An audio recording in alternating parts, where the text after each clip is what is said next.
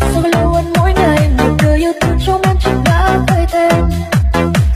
Khi yêu đến con tim vẫn luôn chật chội nên em đặt anh vào sao một số đắn đo. Nhiều hôm tôi mới đã có thể nói em vẫn ngây thơ để có thể nhắm mắt lời yêu đó nói và một lần sau đó em tất cả những điều ngọt ngào nhất mà đôi tay anh yêu bấy lâu. Rồi thời gian sẽ dẫn em đi qua những lỡ lòng mà mình đã giấu đi như chưa từng ngồi lại theo hơi ấm nhạt màu. Bóng tôi sao em dứt khoát ngồi lại theo hơi ấm nhạt màu. Nơi đâu cho em sự yên lặng. Thời gian sẽ nói với em rằng bên anh chỉ là một người với nước mắt đẫm đau bờ mi. Dừng chân nơi giữa bóng tôi sao em dứt khoát đi. Nơi đâu cho em sự yên lặng.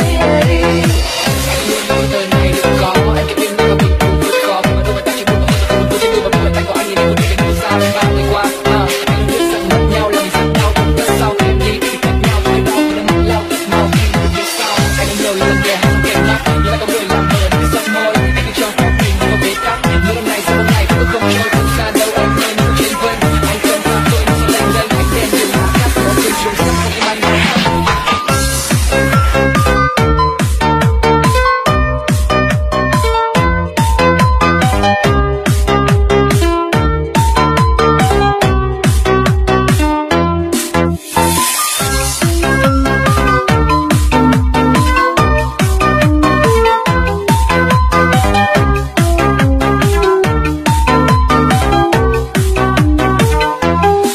Rồi thời gian sẽ dẫn em đi qua những lỡ lòng mà mình đã giấu đi như chưa từng ngồi lại theo hơi ấm nhạt màu. Giữa bóng tôi sao em dứt khoát ngồi lại theo hơi ấm nhạt màu. Nơi cho em sự yên lặng.